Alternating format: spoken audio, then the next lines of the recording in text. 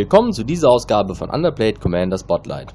Diese Woche mit Seyzan, Pervert of Truth, dem dritten einfarbigen General, den ich in dieser Serie vorstellen möchte. Seyzan, Pervert of Truth. Was macht ihn zu einem herausstechenden, monoschwarzen Commander? Nun, diese Frage ist eigentlich leicht zu beantworten, denn wenn man sich einfarbige schwarze Generäle überlegt, dann kommt einem sicher schnell in den Sinn, dass sie etwas mit Zombies zu tun haben, mit Opfern oder mit Wiedergeburt. Schaut man sich die Liste der gespielten Generäle an, sieht man, dass Ghoul-Caller Gisa, Mikeos und Sheroldred neben Göttern wie Erebos und Fan-Favorites wie Liliana die Liste relativ weit anführen. Erst viel weiter unten findet man Karten wie Seyzan, Pervert of Truth, der ein besonders interessanter General ist, da er die Farbphilosophie von Magic ein bisschen über den Haufen wirft, beziehungsweise es erlaubt, ein Deck zu bauen, das man eben nicht aus dieser Farbe kennt. Seyzans Fähigkeit löst nämlich zu Beginn jedes Versorgungssequenz aus und lässt den Spieler, der gerade am Zug ist, 2 Karten ziehen, im Austausch für 2 Leben. Das hat natürlich mehrere Vor- und Nachteile. Zum einen ziehen die Gegner, genau wie man selbst, viele Karten und zum anderen nagt Seyzan ein bisschen an dem Leben des jeweiligen Spielers. Das ist in der Hinsicht interessant, als dass Group-Pack-Decks tendenziell eher das Problem haben, das Spiel auch tatsächlich zu beenden. Denn da sie dafür sorgen, dass jeder Spieler immer genau das hat, was er haben möchte, und das in Hülle und Fülle, gibt es immer viel mehr Antworten auf die selbstgespielten Bedrohungen, als man selbst zur Hand hat. Weshalb Group-Pack-Decks, zumindest in meiner Erfahrung, dazu tendieren, die Zweitplatzierten in einer Runde zu sein, einfach da niemand unbedingt Lust hat, sie anzugreifen, und sie zum anderen trotzdem zu wenig Bedrohung selbst aufs Feld bringen, um dem Gegner und dem letztendlich gewinnenden Spieler tatsächlich eine Bedrohung zu werden.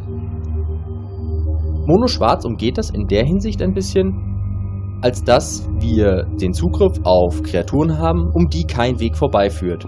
In so einem Deck sind Bloodgift Demon und Master of the Feast, genau wie Hounded Horror, einfach nicht wegzudenken.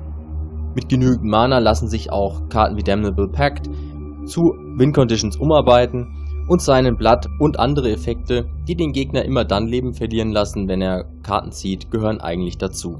Was die Artefakte anbelangt, so sind es die üblichen Vertreter. Kirafu Orrery, Howling Mine, Otherworld Atlas, Phrixis of Pandemonium, Temple Bell, Well of Knowledge.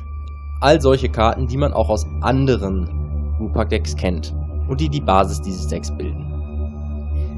Nun bietet Schwarz aber auch noch andere Karten, und zwar hauptsächlich politisch sehr starke Karten, die den Gegner dazu zwingen, sich mit dem Spieler auseinanderzusetzen. Karten wie Capital Punishment, Cruel Entertainment, eine meiner absoluten Favorite Headgames, Infernal Offering, Necrotic Plague, Witch Engine. Damit lassen sich viele politische Intrigen und dergleichen spinnen und das Spiel in einer sehr witzigen Art und Weise gestalten. Wenn es dann darum geht, das Spiel zu beenden, glänzt Schwarz natürlich durch Recursion-Effekte. Empty the Catacombs, Endbringer's Revel, Endless Whispers, genau wie Exhume, sind perfekt für ein solches Deck, da kein Spieler sich benachteiligt fühlt und das Spiel dadurch einen sehr interessanten Twist bekommt. Als Removal empfiehlt sich Chainsmoke, Deathmatch oder Traveling Plague, die auch wieder eine politische Dimension mit einbinden. Seyzan schafft es also alles in allem, die Spieler damit zu überraschen, dass ein Deck, was in der Regel weiß, grün und blau zugeschrieben wird, plötzlich in Mono-Schwarz auftritt. So gesehen ist Seyzan für diejenigen, die ihn nicht kennen, bestimmt eine, ich will nicht sagen angenehme Überraschung. Und sind wir mal ganz ehrlich und brechen eine Lanze für ihn. 5 Mana für eine 6/5 mit einem so coolen Aussehen ist eigentlich in jeder Runde ein absolutes Muss. Und in diesem Sinne möchte ich mich für heute verabschieden. Vielen Dank fürs Zusehen. Macht's gut.